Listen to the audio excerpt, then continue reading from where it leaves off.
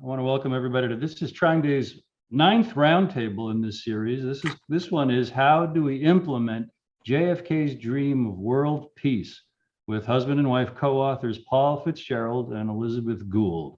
Publisher Chris Milligan is our host. I am Bruce DeTorres. I moderate these roundtables. The series is called Exposing the Failure of Empire and Reclaiming the Narrative Creation Process. These were inspired by The Valediction, which is Paul and Liz's novelized memoir about being the first American journalists allowed to go to Afghanistan after the Soviet Union invaded in 1979. Then their return home, where corporate media didn't want to broadcast the truths that they had found. And it's about their subsequent journey into history and mysticism, which they discovered is the real power behind empires. After Paul and Liz present, we'll open it up for robust questions and conversation. But first, our host, Chris Milligan. Howdy, all, and thanks for coming, and Paul and Liz, thanks for writing your book.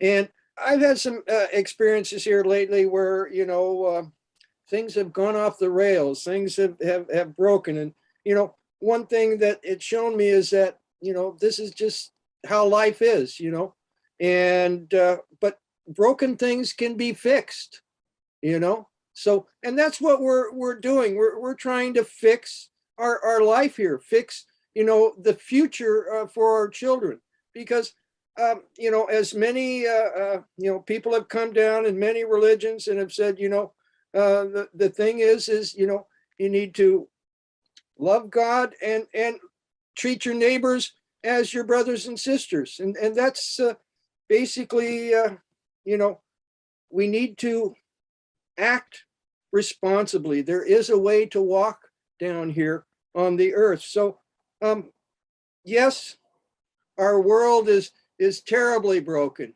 in many ways, but I have hope that I see that it can be fixed, and it's going to take time.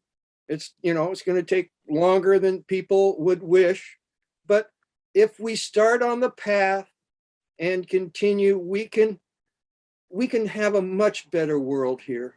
We don't need to be shooting and killing each other. We don't need to be using power over other people. We need to cooperate and all live together on this beautiful blue ball spinning through space that we all live on. It is one planet.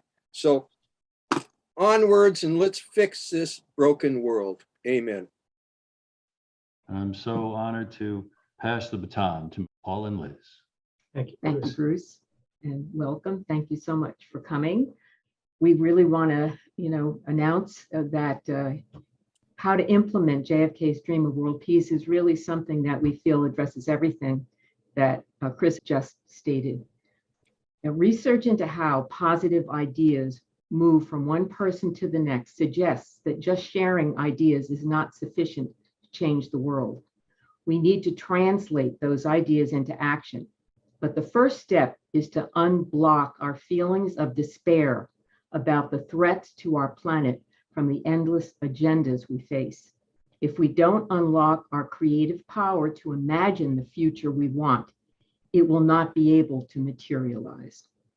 Our plan is to resurrect JFK's dream of world peace based on his June 10th, 1963 American University speech, intertwined with aspects of his Fitzgerald family Irish history. We'll build on his speech as the blueprint. That plan will culminate, we certainly hope so, in a concert modeled after the 1985 Live Aid concert for famine relief in Africa. The sponsors of Live Aid took an issue that nobody cared about, put it in front of 2 billion people through music, and raised $127 million. Unfortunately, not only are millions facing unprecedented food crisis today in the third world, but we now know it is also happening in the first world. This exposes the truth that focusing on famine relief was never going to remedy the famine itself. but the focus on that is what we want to address, because our concert will promote the true solution. JFK's plan for world peace, because establishing the peace is the underlying solution to address all human-made problems. Our music focus will be modeled after the wildly popular American tribal love rock musical Hair. In its time, Hair was the center of the anti-Vietnam War movement, delivering a riveting political and social awakening that we experienced in 1970 as participants in the Boston production for a year. Its finale song, Flesh Failures, Let the Sun Shine, still stirs the soul to know that in their heart, all people want peace, not war. Our efforts towards peace through dialogue and music will break us free from the dialectics narrative of defeating the other and opening us to a self-aware perspective where we can function as a spiritual and moral gauge by testing our own values instead of others. The concert will also be a reawakening to bring back the peace potential robbed from our generation by dark forces manipulating from behind the scenes. Those forces did deny our cohesion, but our vision for activating world peace today is even more inspired by what we connected to back then. And finally, a new and shocking departure from the toxic war narrative is needed to change the tone and reorient people's thinking away from war to peace as the only solution. And this can be accomplished by connecting to our shared past through JFK's Irish family legacy and setting the concert up in his ancestral home. Ireland is the land that gave birth to the prophecy about the return of JFK's most beloved ancestor, Geroid y Arla, who will rise from the dead at the end of time to free the Irish people from the tyranny of empire. It's time to fulfill that prophecy. And now Paul will present an abbreviated version of JFK's American University speech. Thank you, Liz. I have chosen to discuss a topic on which ignorance too often abounds and truth too rarely perceived. And that is the most important topic on earth, peace. What kind of a peace do we seek? Not a Pax Americana enforced on the world by weapons of war. Not the peace of the grave or the security of the slave. I am talking about genuine peace, the kind of peace that makes life on earth worth living, the kind that enables men and nations to grow and to build a better life for their children. Not merely peace for Americans, but peace for all men and women. Not merely peace in our time, but peace for all time. I speak of peace because of the new face of war. Total war makes no sense in an age where great powers can maintain large nuclear forces and refuse to surrender without resort to those forces. It makes no sense when a single nuclear weapon contains almost 10 times the explosive force delivered by all the Allied air forces in the Second World War. It makes no sense when the deadly poisons produced by a nuclear exchange would be carried to the far corners of the globe and to generations yet unborn. Today, the expenditure of billions of dollars on weapons acquired for the purpose of making sure we never need them is essential to the keeping of the peace. But surely the acquisition of idle stockpiles is not the only means of assuring peace. I realize that the pursuit of peace is not as dramatic as the pursuit of war, and frequently the words of the pursuer fall on deaf ears, but we have no more urgent task. Some say that it is useless to speak of peace until the leaders of the Soviet Union adopt a more enlightened attitude. I hope they do. I believe we can help them do it. But I also believe that we must re-examine our own attitude, for our attitude is essential as theirs. And every citizen who despairs of war and wishes to bring peace should begin by looking inward, by examining his own attitude toward the possibilities of peace, toward the Soviet Union, and toward freedom and peace here at home.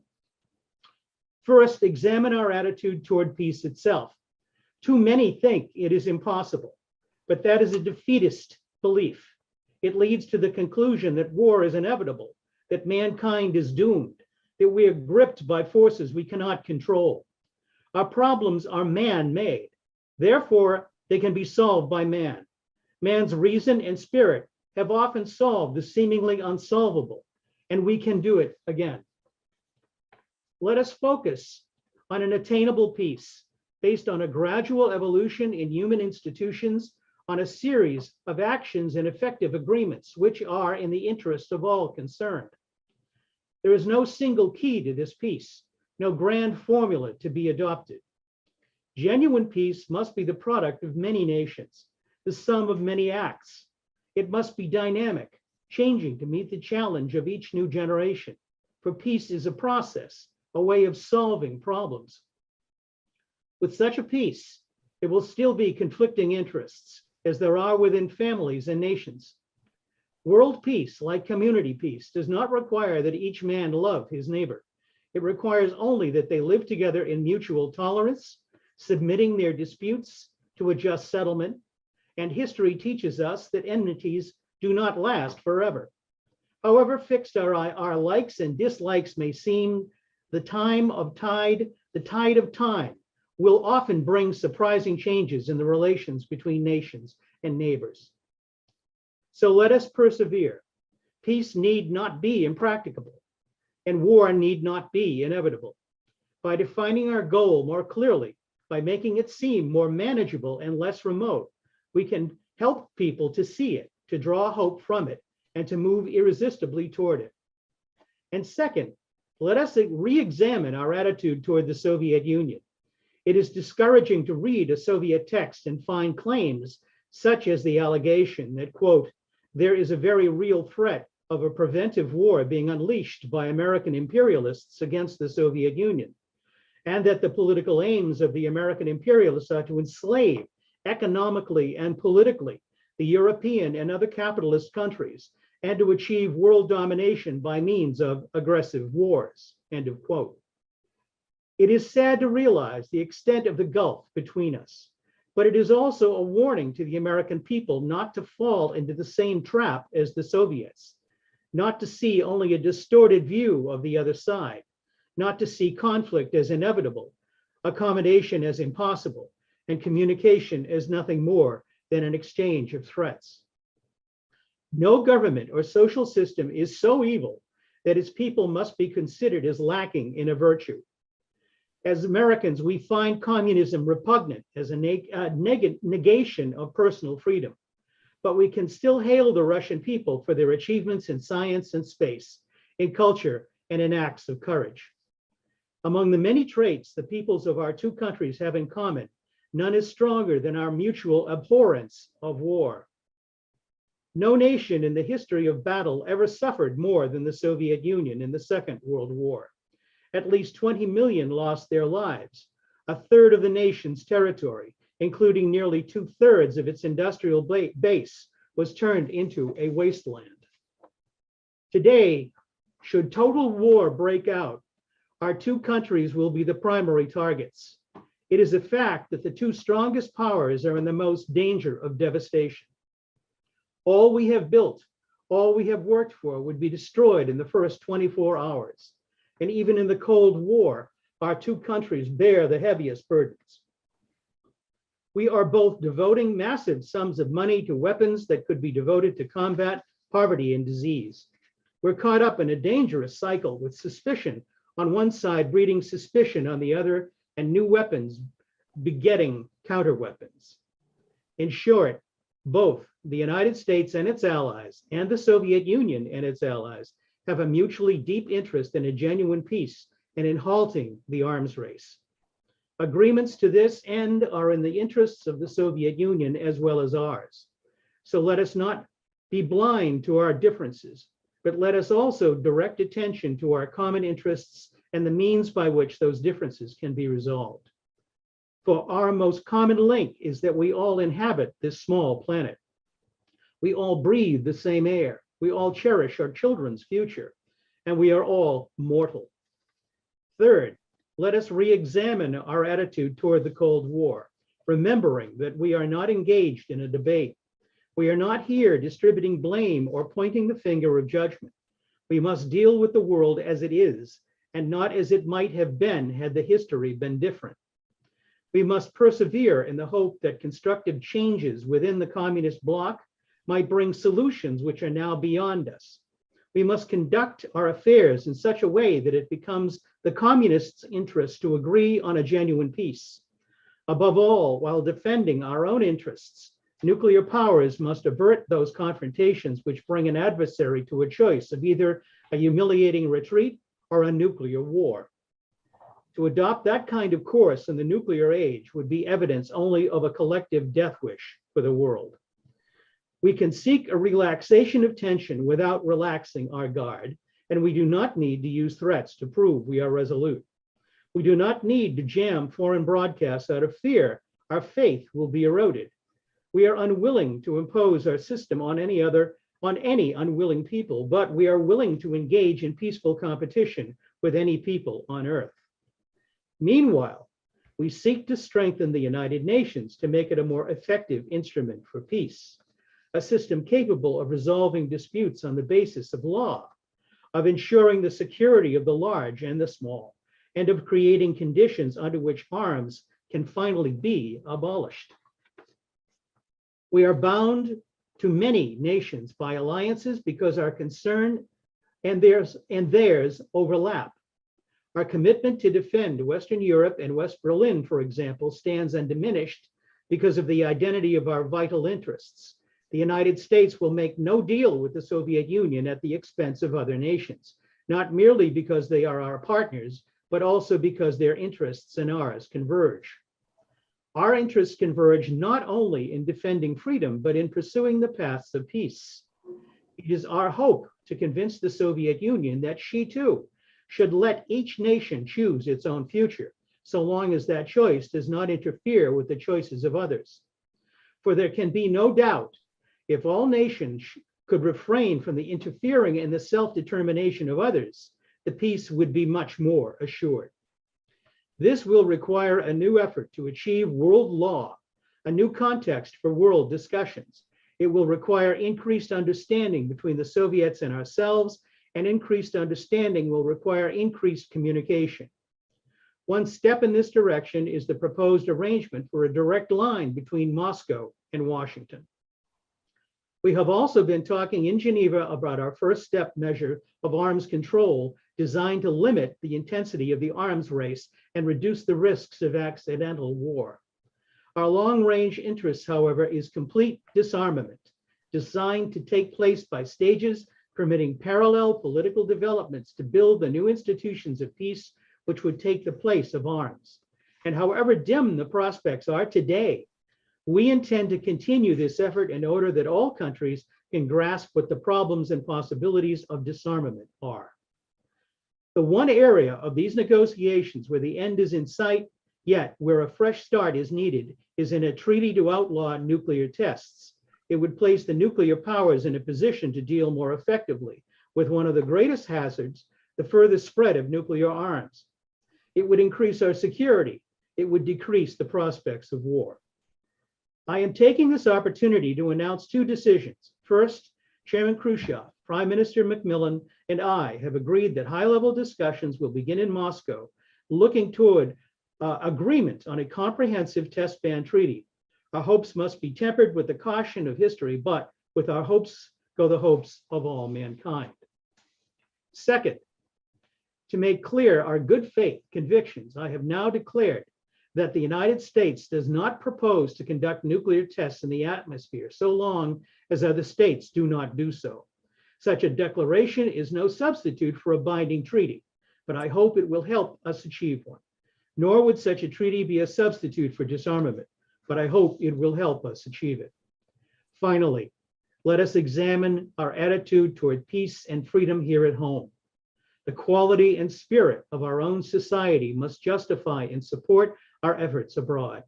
We must show it in the dedication of our own lives. But wherever we are, we must all live up to the age-old faith that peace and freedom walk together. In too many of our cities today, the peace is not secure because freedom is incomplete. It is the responsibility of the executive branch at all levels of government to provide and protect the freedom of our citizens by all means within our authority. It is the responsibility of the legislative branch wherever the authority is not now adequate to make it adequate. And it is the responsibility of all citizens of this country to respect the rights of others and respect the law of the land. And it is not peace a matter of human rights, the right to live our lives without fear of devastation, the right to breathe air as nature provided it, the right of future generations to a healthy existence. While we produce a safeguard to safeguard our national interests, let us also safeguard human interests. And the elimination of war is clearly in the interest of both. No treaty can provide absolute security against the risks of deception and evasion, but it can, if it is sufficiently effective, it is in its enforcement, and if it is in the interests of its signers, offers far more security and fewer risks than an unabated, uncontrolled, unpredictable arms race. The United States will never start a war. We do not want a war. We do not now expect a war. This generation of Americans has already had enough, more than enough, of war and hate and oppression. We shall be prepared if others wish it. We shall be alert to try to stop it. But we should also do our part to build a world of peace where the weak are safe and the strong are just. We are not helpless before that task or hopeless of its success. Confident and unafraid, we labor on, not toward a next strategy of annihilation, but toward a strategy of peace. Next, Liz will present an overview of our hair experience and why that experience still matters. Thank you. Amen. We were working on research for an article a number of years ago on mind control that included the role of MK Ultra, the CIA's project, which operated from the early 1950s through the 60s. MK Ultra had used Americans without consent to alter their mental states. The project remained secret until 1975, when the Church Committee hearings revealed the CIA's illegal activities. But what really got our attention back then was confirming that MK Ultra had infiltrated the anti-Vietnam War movement to undermine its legitimacy with the distribution of psychedelic drugs. As teenagers growing up in the 1960s, the music scene and the anti-war movement were synonymous. A new age was dawning, and our generation wanted to keep war from becoming a part of it. What we didn't know until recently was how much influence military intelligence and the CIA had in forming what we believed was an organic outgrowth of popular sentiment. Before bands such as the Doors and the Byrds became famous, songwriters, musicians, and singers who would form those bands flocked to Laurel Canyon. What was strange about this migration was the absence of a music industry in the area. But what it did have was Vito Pelekis and the Freaks, a regular feature on Sunset Boulevard club scene starting in 1964. Pelekis was known for supplying wildly frenzied dancers to stir interest in the bands and is credited with their early success. Having materialized a musical revolution out of thin air, he was also credited as the inspiration for the hippie movement's fashion and free love communal lifestyle. Another oddity was that many of the artists who arrived there descended from influential families, had military or intelligence backgrounds or connections to high-ranking military personnel. Frank Zappa, creator of the Mothers of Invention, spent his youth at the Edgewood Arsenal Chemical Biological Center, where his father was a chemical warfare specialist. Edgewood Arsenal was connected to MK Ultra's mind control program. Major Floyd Crosby, father of David Crosby of Crosby, Stills and Nash, was an Annapolis graduate and World War II military intelligence officer, descended from the Van Rensselaers, a prominent American family. Doors keyboardist Ray Manzarek served in the highly selective Army Security Agency as an intelligence analyst in Laos in the run-up to the Vietnam War. And Doors producer Paul Rothschild also served in the same military intelligence corps in 1959. And Jim Morrison was the son, as many already know, of U.S. Navy Admiral George Morrison. In August of 1964, U.S. warships under Morrison's command claimed to have been attacked while patrolling Vietnam's Tonkin Gulf. Although the claim was false, it resulted in the US Congress passing the Tonkin Gulf Resolution, which provided the pretext for an escalation of American involvement in Vietnam. Morrison never spoke publicly about his father's role in creating the false flag that was used to deceive the American people into accepting a war against Vietnam. But more intriguing was Morrison's lack of interest in music until he transformed into one of the most glorified rock stars of all time. As the Doors' lead singer, Morrison played a major role in forming the band's identity. He chose its name from Aldous Huxley's The Doors of Perception. Huxley's doors opened through the use of psychedelic drugs. He was also a key player behind MK Ultra's use for social control. In a 1949 letter to George Orwell, Huxley described psychedelic drugs as far more efficient than prisons. As an acolyte of the Greek god Dionysus and the Dionysian mysteries, Morrison reveled in the use of drugs, drink, and frenzied dancing. MK Ultra's objectives had much in common with the Dionysian mysteries and Morrison's philosophy of life, who said, "I believe in a long, prolonged derangement of the senses in order to obtain the unknown." Morrison was also described as Dr. Jekyll and Mr. Hyde by Doors manager Paul Rothschild, who explained, "You never knew whether Jim would show up as a poetic scholar or a kamikaze drunk." Americans need to look back and reconsider the turning points that brought our country to this crossroad of endless war. How did we come from being so much against war in Vietnam into preparing for a war against everyone on the planet today? Was the Laurel Canyon scene the only operation sabotaging the legitimacy of an anti-war movement by co-opting its message? Was the CIA responsible for permanently wrapping the anti-war movement and the public dissent in a cloak of freaked out hippies, communal sex, and acid trips on LSD? The 1950s and 60s saw America in direct competition with the Soviet Union, not only for military superiority, but also for the world's hearts and minds. The cultural Cold War waged by Washington embraced activities that were intended to outshine anything done by its communist rivals in literature, music, and arts. A psychological warfare campaign to break down traditional patterns of behavior had already been laid out in 1953 by the CIA's Psychological Strategy Board's doctrine for social control known as PSBD 33-2. With an emphasis on the strange and avant-garde, the CIA began bringing artists, writers, and musicians into what was known as its Freedom Manifesto.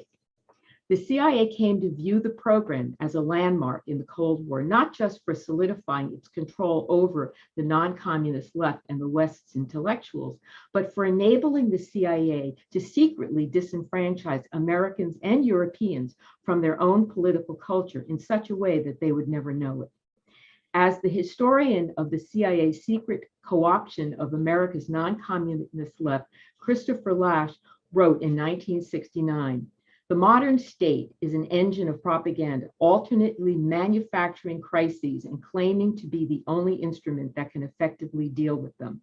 This propaganda, in order to be successful, demands the cooperation of writers, teachers, and artists, not as paid propagandists or state-censored time servers, but as free intellectuals capable of policing their own jurisdictions and of enforcing acceptable standards of responsibility within various intellectual professions." While declaring itself as an antidote to the communist totalitarianism, one CIA officer viewed PSBD 33-2 as interposing, quote, a wide doctrinal system that accepts uniformity as a substitute for diversity, embracing all fields of human thought, all fields of intellectual interest, and from anthropology and artistic creation to sociology and scientific methodology. He concluded, "This is just about as totalitarian as one can get." The evidence that the birth of the psychedelic 1960s New Age music scene was guided by the invisible hand of military and intelligence operatives is well documented. But what about the American tribal love rock musical Hair that swept the country in 1968 after opening to rave reviews on Broadway? We lived the Hair experience when we became a part of the Boston production in 1970 while college students. Hair was on the front line of the anti-war movement, and we waved the banner every night before sold-out audiences. To us, the Vietnam War was nothing more than what Daniel Ellsberg described as neo-colonial enterprise. America's winter soldiers joined us on stage to celebrate our right to dramatize the undoing of American society by the terror being inflicted on Southeast Asia. Hair was a worldwide phenomenon with casts in every major city, with 19 productions outside North America. Its anti-war theme was shared by millions of Americans who watched and participated in it. Every Hair cast was local to the city it performed in, established new standards for racial diversity unheard of at the time. Hair made the war and its impact on human beings personal in ways that nothing else could. But that impact and the anti-war momentum it accrued was lost and channeled away from the universal peace we believed was possible. Was Hair popularity just a fluke? Or was it part of a cultural Cold War experiment to influence public opinion and then made to go away? With its anti-war message dismissed by President Carter, Russophobic National Security Advisor Zbigniew Brzezinski was taking over security at the Carter White House. The message was clear. The anti-war movement would not be coming to power in Washington in 1977 and never would. When the film version of Hair was released in 1979, it was rewritten and detached from the show's anti-war theme. With Vietnam disposed of, the West's endless war against the Soviet Union could be put back on track. And by the time Ronald Reagan was elected president in 1980, the anti-war movement had been reduced to a syndrome and was cured with a World War II-sized defense budget that transformed the United States from a creditor to a debtor nation. Hair may have been used as a prototype for the color revolutions that followed in the breakdown of the Soviet bloc. The celebrity arm of the non-communist left was well represented at our Hair 1970 opening night, with the presence of Peter, Paul and Mary's Peter Yarrow, and the show's executive producer, Bernard Castelli, a member of Europe's cultural Cold War elite. Yarrow's Ukrainian-born father, Bernard, was a member of the CIA's European Cultural Front organization, the National Committee for a Free Europe, having served during World War II in the OSS and then joining the Dulles Brothers law firm. Bernard helped found Radio Free Europe and became its senior vice president. Following Vietnam, Yarrow transformed his activism to Soviet Jewry and their immigration to Israel, a major component of the neoconservative agenda. By the 1980s, the issue became a key platform of the Reagan administration's ability to stop any détente with the Soviet Union. As for Hair, stripped of its anti-war message, it was reduced to being a poster child of a 1960s debauched hedonism. Or as Castelli labeled a revival in 2008, everything that was joyful and harmless became dangerous and ugly. End of quote. Dangerous and ugly is not the way we remember our experience with Hair.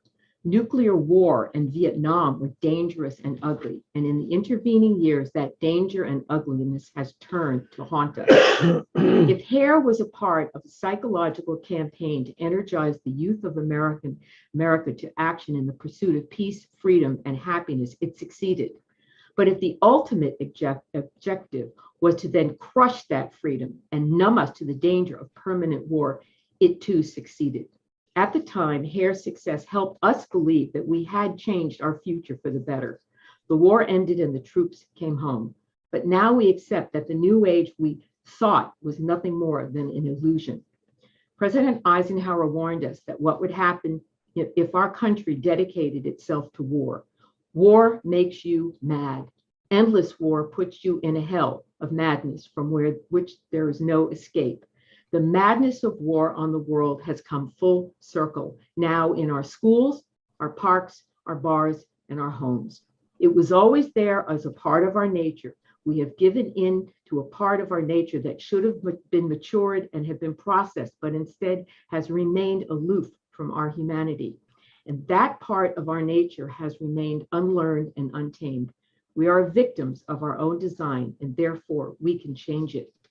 The CIA did succeed in redirecting Americans' anti-war sentiment toward accepting permanent war. To paraphrase Hermann Goering's statement at his Nuremberg trial, people don't want war, but people can be brought to the bidding of their leaders by instilling fear or denouncing the pacifists for exposing the country to a danger. And it works the same in every country.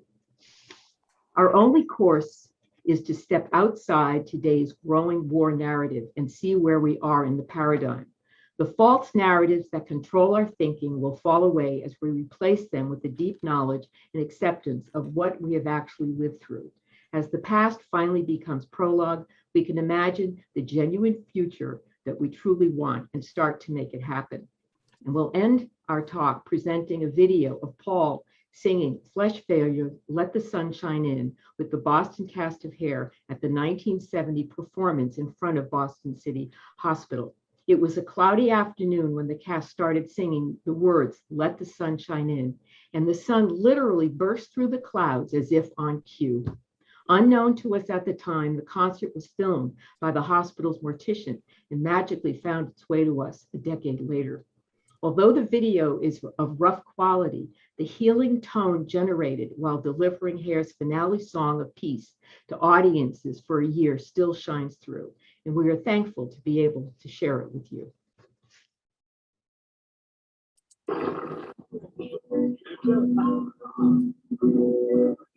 We stop not running another short breath.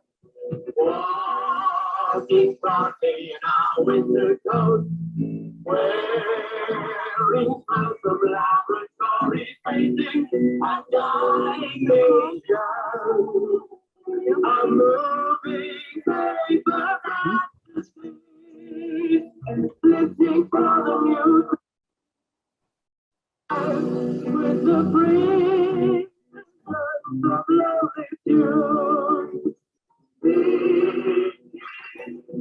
Our faith on God's highway is our life is around you and you. As the voices of healing,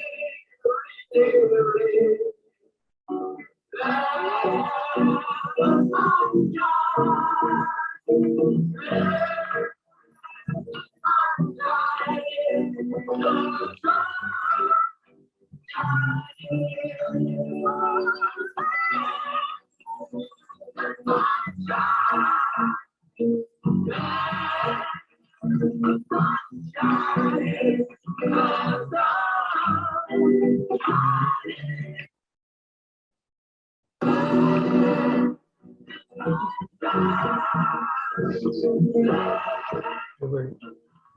It's being knocked down.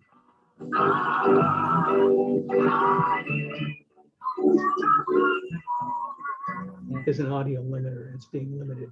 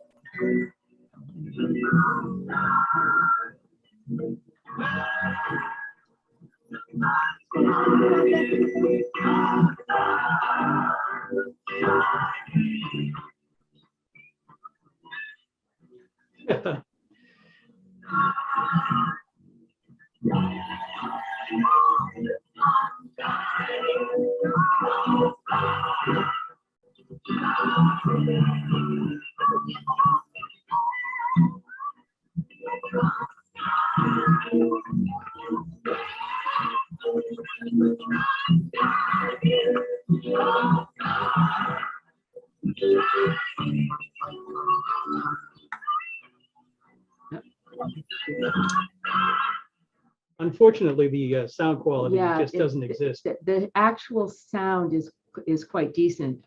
There was some kind of limiter that came up apparently on the audio, but we actually have this now on TikTok, and we also have it on YouTube where you can really hear the whole song.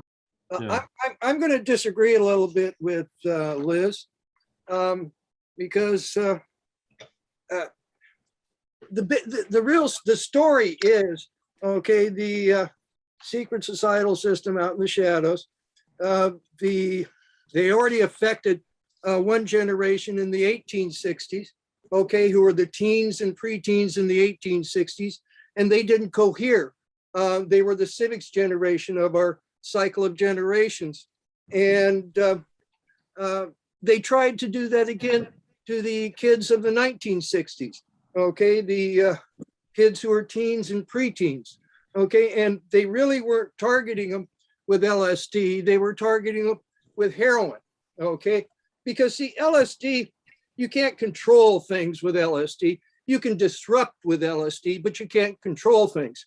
And then again, the Vietnam War was a planned war. It was planned, and its basic thing was to create a drug culture in the United States and in other countries by sending kids to hell for 1 year, where they were then proffered heroin. Because I mean, the whole when World War II, you signed up for the duration. Vietnam War, they changed that to just 1 year. Okay, and you know, I'm the son of a CIA officer. Okay, and I grew up in an intelligence household, and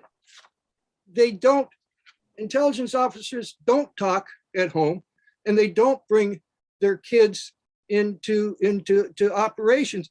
And actually, the LSD and the hit, we are here talking about this because the kids who are teens and preteens in the 60s actually did cohere. The people in the shadows didn't want us to cohere. We were supposed to be a lost generation. We did cohere. Well, actually, We cohered as hippies around a joint being smoked around a circle with a little bit of LSD thrown in. Okay. I think, Chris, I absolutely agree with you. We have some differences on, certain things which you know more about. We're just giving our perspective on what it looked like from where we were coming from. But the real point is that I agree with you is that we did cohere, and that's why we're here talking about trying to bring forth the real power that we really did connect to, that really is embodied. And I do hope all of you get a chance to actually see the actual YouTube video or online video of it's an actually 18-minute performance, a number of incredible songs, but the most important one being the Flesh Failures and Let the Sunshine In. Yes, no, the zeitgeist of the 60s was way beyond what anybody could try and control. Okay, and that's what created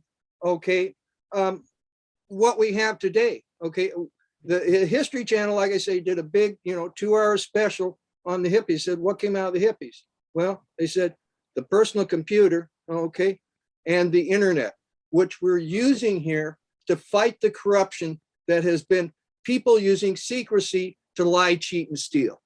Okay, and that's the situation. That's the dynamic where we're at. And within this dynamic, okay, what is it that they do? They get people to fight each other. Okay, they get people within sovereign countries to fight each other, and then they get sovereign countries to fight each other to create chaos. Okay. And so that's why we need to talk about the peace, Chris. That's right. Well, why. and we're getting there, and that's what we're doing. We're talking. We've got everybody here is not an American even. We've got international people here. We have the ability now, and it's continuing to talk to other people, and that's one of the biggest things that bring about peace, because if we don't know those people over there, and we've had people telling us, well, they're bad people, then it's hard for us to have a relationship. And that's what peace is. Peace is relationships. Peace is, being able to walk and talk to your neighbor. And so, yes, let's have peace. As we said, the power was there. This is the appropriate time to raise your hand, shout out, say something in the chat to make this truly a roundtable where everybody here plus attendees can respond. Who's got the first comment or question? I see Joyce. How are you? Good. Hi, Liz and Paul and Chris. This was a fabulous presentation. I take it the concert would be next year, which would be the 70th, if my math is right, anniversary of Kennedy giving the AU speech. Oh, my goodness. Wow. You know, That would be it quite a it would be target. the 60th. yeah. It would be the We 60th. certainly, yeah, well, needless to say, I mean, the whole idea would be to, to put together the plan requires, I think, the initial plan of the actual peace plan, which we feel that, as you heard, JFK really did all the hard work for us. I think it's really all there. All of the justification and the explanations and the way in which you have to talk to people who are being pulled by the ones who really have the dialectic in their mind, and they're so caught in the dialectic they really can't stop, and they pull people in with them. And there's a lot of people who don't want to be pulled in anymore, but it's very hard. We know we call them the neocon types, the ones who just basically want the war to go on and on and on. But in terms of timing, I think it would follow the concert. I think would be a way to tie it together. And we are working for our next discussion is really going to be an incredibly special location in Ireland that really is going to tie this together in mystical, in historical, and in ways that we can't even begin to express to you how exciting it is for us to see this unfolding from our end, because we connected to this particular place actually, in a mystical way in the first place, so. Which is detailed in book 2. Right. We actually. Which is just coming out. Right. So, Well, I would say also that, Paul, when you read that speech, I mean, you just change a few names and words, and how timely today. Isn't it amazing? It It's is, just yeah. absolutely. And then I have one more question, which is related to what Chris said. So if we agree with your thesis about the CIA, et cetera, undermining the peace movement, and I would suppose in our time, Black Lives Matter, were the artists and the intellectuals duped? Did they know it was going on? Did you talk to the producer of Hair, the movie? No, this didn't come up until actually this article and this whole research was done around 2016, 2017. And we just never put any energy into we knew about influences, but we never really made that a specific focus. But the idea that Hair, everything happened in that year convinced us that we really had a powerful experience that was authentic. And to live through to see the entire disillusionment of the anti-war movement did get our attention. We really didn't know what happened. So in that sense, we don't know, which artists may really have understood why they might have, gotten their band, got sponsored. May have been because they had the right connections. We all know that's very possible. So. Yes. Anti-war movement was basically created and fomented. When you went to the top of it, you found who were quote unquote commies. And why was that? It was basically, they'd created this thing. You had the Spanish-American War, then you had World War I, World War II. You had a war every 20 years, every generation. What did your daddy do in the war? Okay, they wanted to create, use that, because the kids that were teens and preteens, we were supposed to be a pieced out, drugged out generation, to use that as a counterpoint to our parents' generation. For one thing, they didn't want us talking to the older generation because it's easier to do the fomenting of falseness. And then it led to Nixon being president, which allowed, because he was very much related to Dulles and the CIA, would allow them to work behind him. And then, we had Gerald Ford, and if Squeaky Fromm or Sarah Jane Moore would have been better shots, we would have had Nelson Rockefeller, an unelected president. They just changed the laws. He could have been president for 12 years, That didn't happen. So they brought in Jimmy Who, David Rockefeller, put him up, besmirched him, okay, used him to with Brzezinski, and then put in Bush, which is from the secret societal thing, to continue their excuse my language, BS. Okay, but Right. that was a lot of the reason for the peace movement. It was a tool for them to use, okay, to get people in the rural areas, you know, oh, we don't like those people, so we're gonna go this way. So it was a control mechanism. Okay, all right. So does anyone else have any questions or any comments? Yeah. Oh, he has to unmute. You Unmute. have to unmute. That's, I don't know if you, Sam, want to say something. I'll let you go first, but thank you very much, Paul and Liz, for the wonderful presentation and to learn so much about JFK, which even though I'm an acquired naturalized American, obviously I don't know as much as you guys know. I very much appreciate it. Being the theme peace, I intervene only because just today I heard the conference in Davos, and I followed the section about the space utilization and how space could have been a catalyzer for peace. And there was the direct on live interview with our Astro Samantha, the current head of the ISS. And she explained a few things. And one of the questions was, well, you're working with Russians, how's the relationship, basically? And she said, well, great, on a friendship basis, because we know each other for a long time, on a professional basis, because obviously we have the same common objectives, and that's what's guiding us towards, ultimately, that is peace. It's one thing that was wonderful to hear tonight from Paul was the first time I hear since February 28, somebody talking some of the good aspects, the positive aspects of the Russian culture. I don't want to talk about the Russians, but the Russian culture.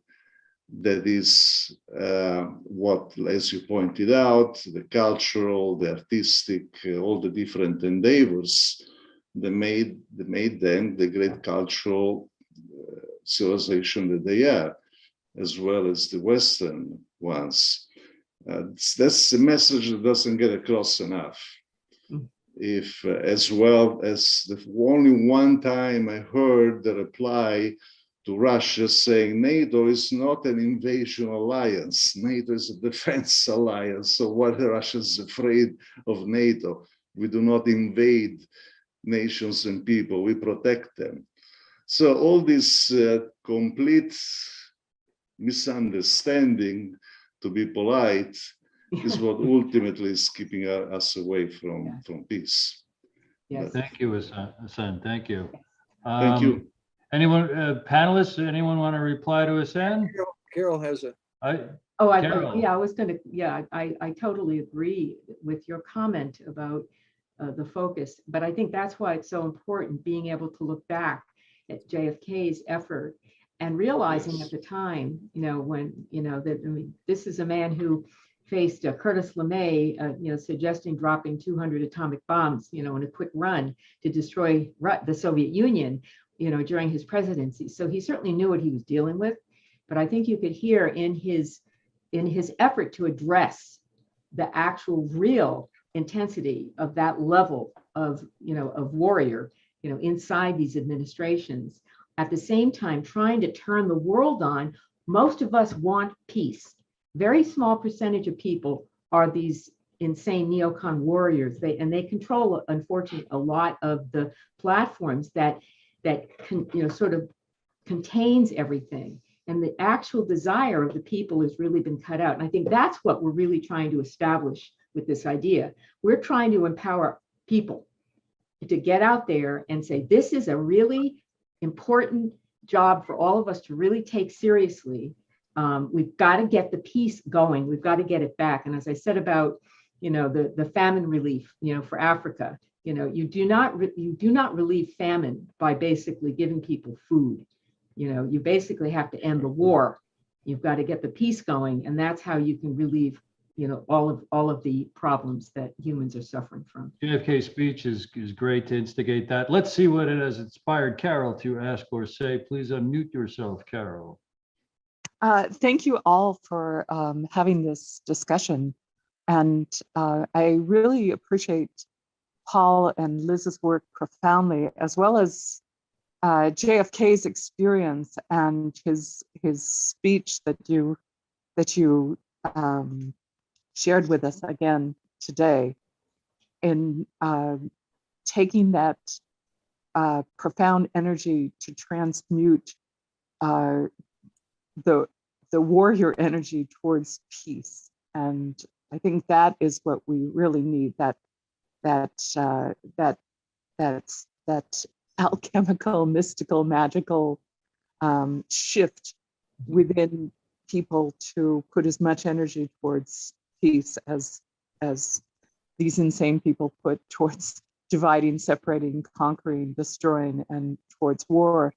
And the last couple of weeks have been pretty intense for me, attending concerts, protests, rallies, or organizing. And every time I've brought up the mystical imperialism and revitalizing JFK's dream of peace, I've gotten a very positive response.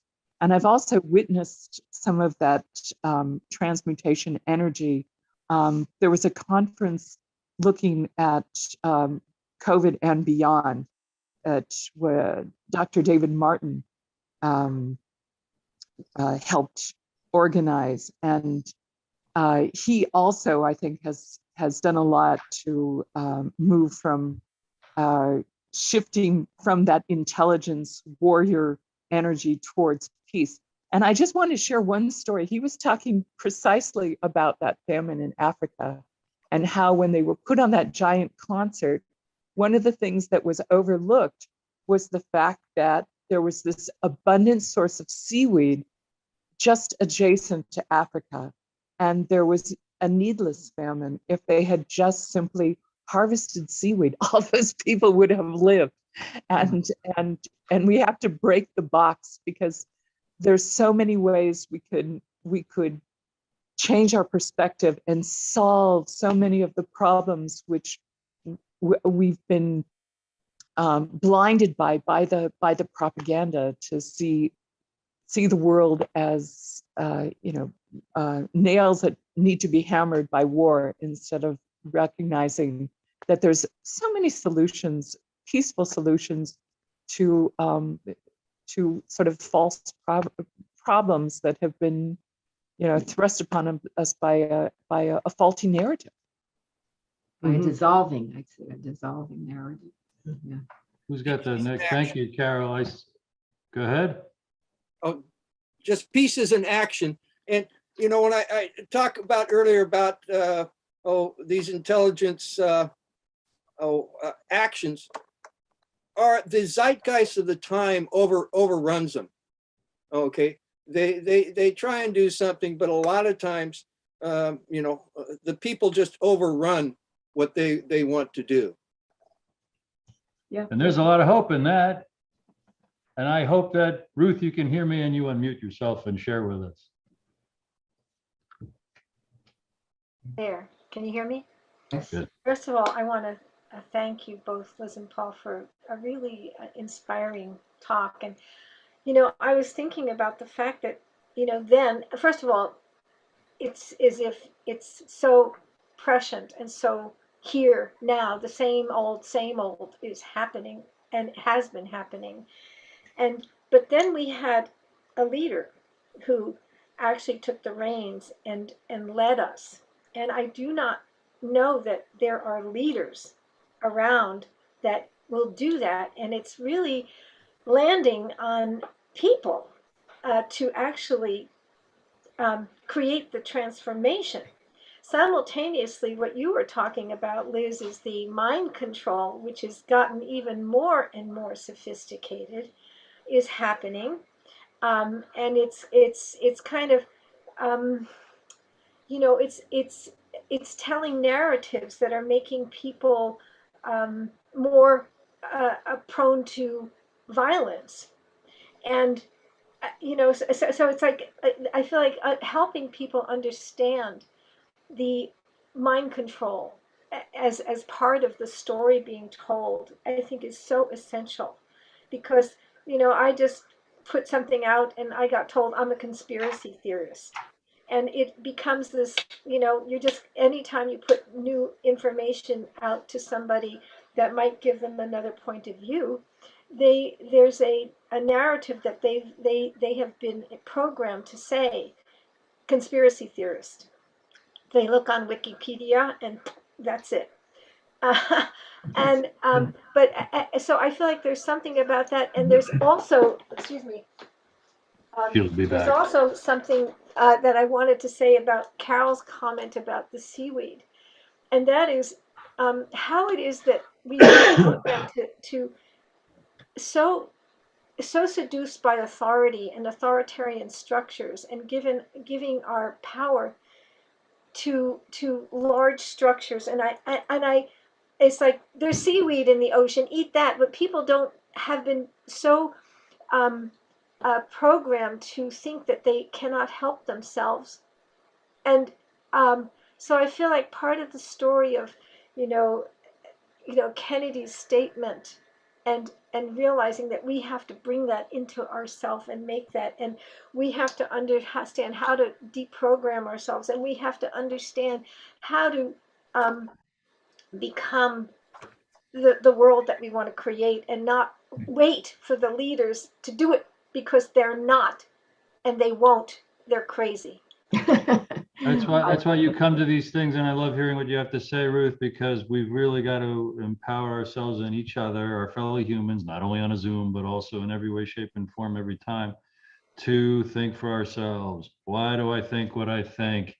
And that's how we become very valuable to each other as friends and family members. Who now is inspired to say or ask something? Well, I just wanted to make a quick comment about what Ruth said. I think that in understanding that the true power, what we've been trying to get people to understand, is the use of your imagination is where the real creation happens. I just read something this past week that claimed at a scientific level, the idea that your brain functions exactly like a womb, exactly like a womb. It was called a womb, that it is for the thought is actually being created constantly. You're naturally producing thoughts, and some of them, there's a conception. There's some idea that you pops into your head, and some of them turn into something because that's where you're headed, that's where you're going, but it's coming out of your own creative process. And it's a natural process. Well, we have to take that power to begin actually formulating literally in our mind a thought form about the future we want. We cannot control these insane leaders today, okay, from not abusing the power they have. We really can't, we can't just make that go away. But part of our energy has to be put in creating, literally in your mind, a thought form about the future you want. And we feel that the idea of everyone focusing on the peace plan that JFK left for us, okay, died for, personally, I think, partly because of it, because it's so powerful, that this is a way that it's something we all can believe in. And all the issues that maybe we don't agree on are not going to be a part of that discussion. It can't be a part of that discussion yet.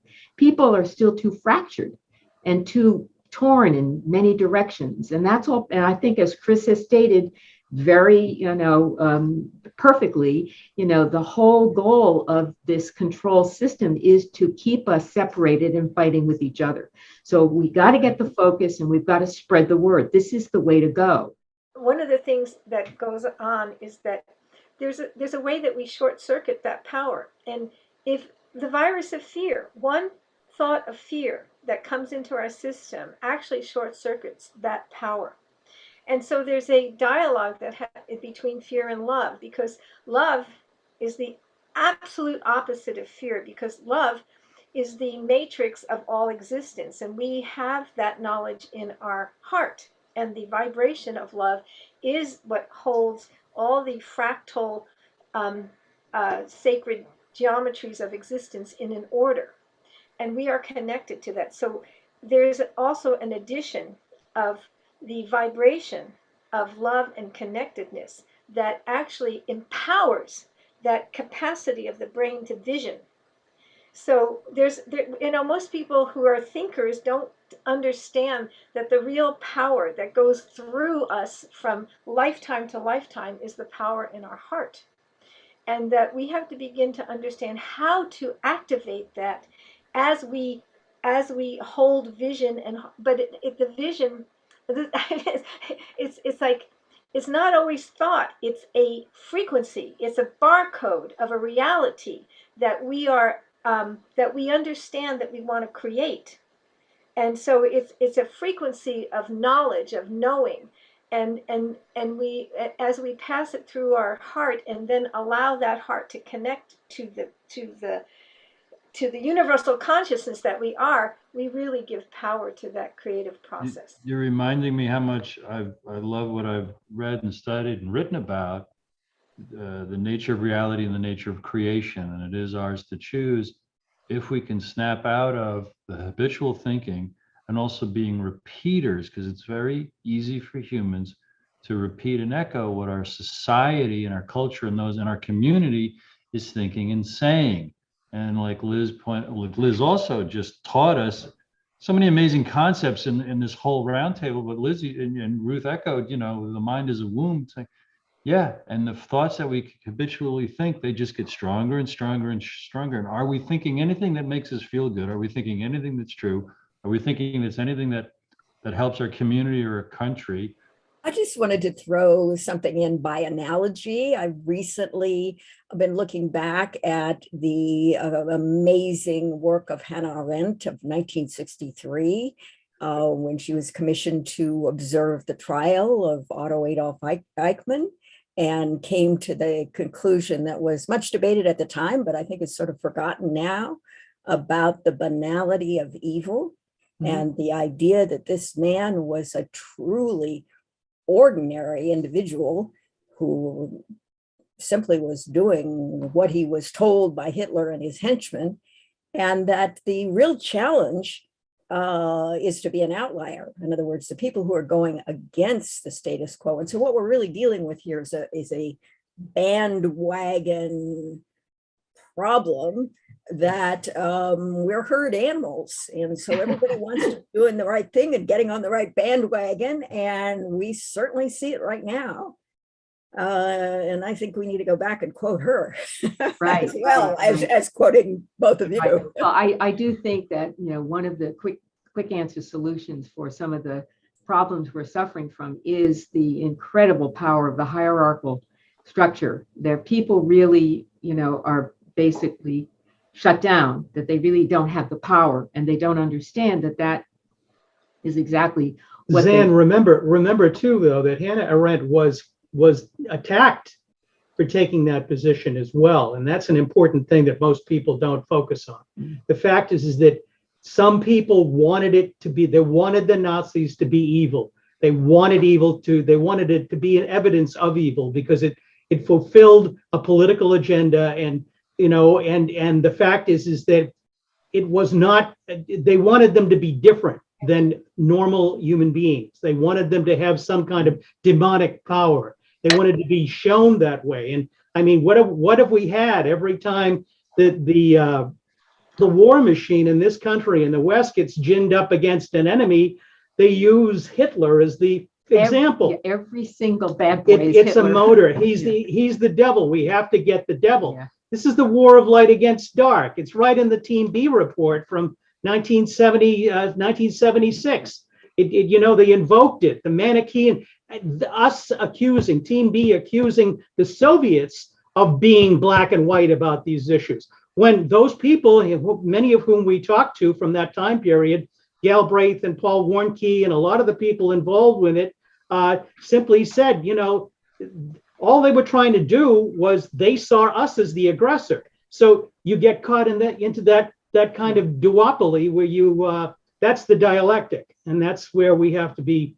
So we have to start understanding that these things are auto-generated and just kind of like pulling the plug on them. Right. Anyway. I see some hands. I'm going to ask Joyce, what's on your mind? Well, in this category of imagining peace, fortunately, this is a forum where I don't feel uncomfortable bringing up the subject of dreams, our nighttime messengers. And I would just urge everyone on the call to think about the dreams that you remembered in the past week or so and or after this presentation, and see if there is a path to peace for you, either through the word, the messages of your dreams, or an image. And I would like to ask Paul and Liz, in addition to JFK's words at that AU speech, is there one image that you could use as a totem, logo, etc., but or in all the dreams that you've had, one image or one dream that stands out as a inner wisdom path to peace? A single dream. I think you had the one with the lady, the image. Yeah, I think did that would have be- I had a very profound three-dimensional dream one night in which I was confronted by a very, very 900-foot tall woman dressed in a white gown, standing in the clouds with an octagonal crown on, holding back 3 black horses with her right hand. The black horses were rearing back and she was holding them back. And I quite literally believed that it was a death dream, that I had died and I was passing on, and that I was being greeted by some matriarchal figure from the ancient past who was welcoming me to another realm of existence. And I kind of staggered, and all of a sudden she started to raise her left hand, and I expected her to basically go like this and beckon me. Instead, the hand came like this, and from the inside came a red triangle that danced around, and it was pulsing almost like a beating heart. And it flew out at me from the dream. And I woke up. It was so shocking. I woke up in the room, in the dark room, and I could see the triangle still there. And it was three-dimensional. It was three-dimensional. Yeah. The woman had gone away. She had gone away. She had walked back to a kind of cathedral-like place.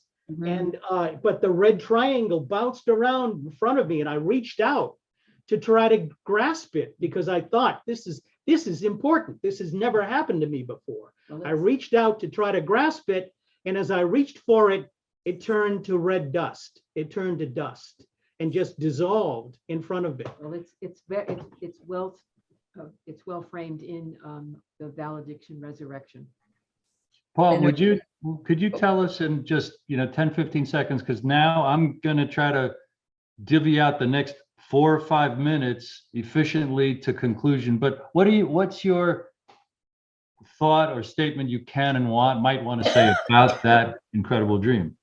Oh, that was a transition dream for me. That dream changed my life. He did. How so and why? How so and why? Well, because I was in New York at the time, and I believed that I was confused about what I wanted to do with my future. I had lots of offers to do different things.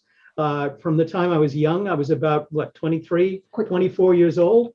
And I decided that I was going to go back to Boston at that point and get back together with Liz and be with Liz. It all makes sense now. Decided he I was ready to decided get right then married. and there that I had been resisting something, and that the forces of the universe had come forward to me and said, make up your mind. This is the love right here, bang. And that was it.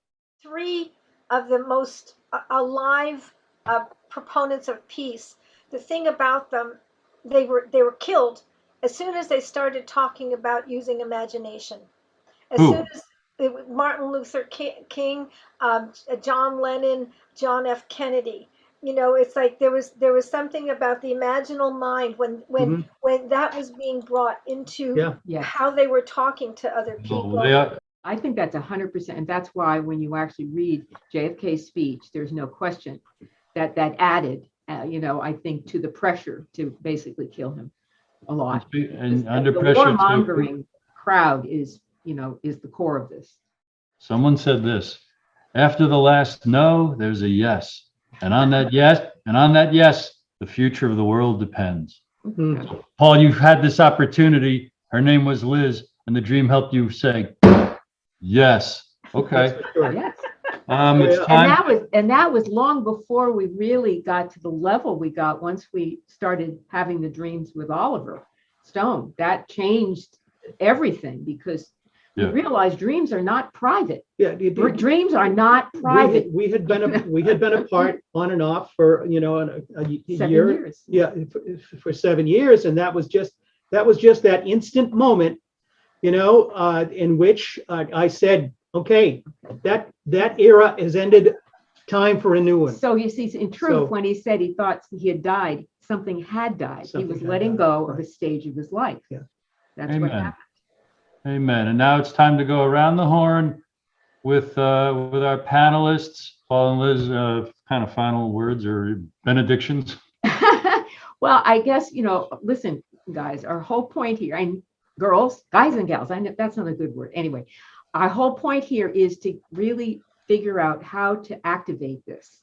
We need your help. We need your ideas. We need, to really think in serious terms about it. We think the core ideas are very alive, but they require, and I think, Carol, when you mentioned David Martin, okay, I mean, that is the kind of person that has done a lot of work in a lot of realms and has a lot of positioning power. We need people to be, approached who have the ability. I mean, we want, as I mentioned, Live Aid. Okay, you're talking about the top bands in the world.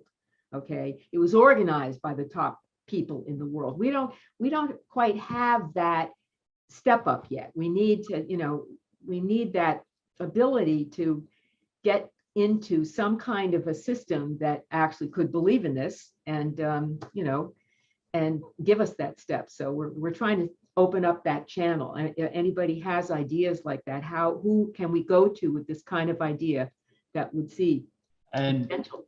if people want to get in touch with you and Paul, what's the best way? They Chat can this. contact me. I'll get a hold of them. TrineDay.com and 1-800-556-2012. And my comment is peace is an action. It is not just a thought. It is action. It is what you do. Okay. And onwards.